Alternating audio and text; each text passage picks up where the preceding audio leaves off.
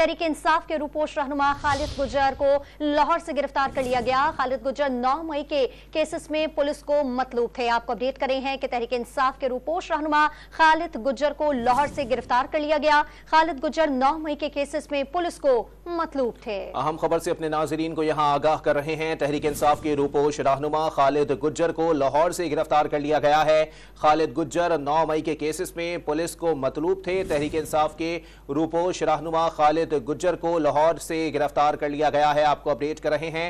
खालिद गुज्जर 9 मई के केसेस में पुलिस को मतलूब थे। पाकिस्तान तहरीक इंसाफ के एक और रहनुमा को गिरफ्तार किया गया है। रूपोश रहनुमा खालिद गुज्जर लाहौर से गिरफ्तार कर लिए गए हैं। मजीद जानते हैं टॉन न्यूज के नुमाइंदे मियां शुएब से। जी मियां शुएब, अपडेट कीजिएगा, किस तरह की गिरफ्तारी अमल में लाई गई है?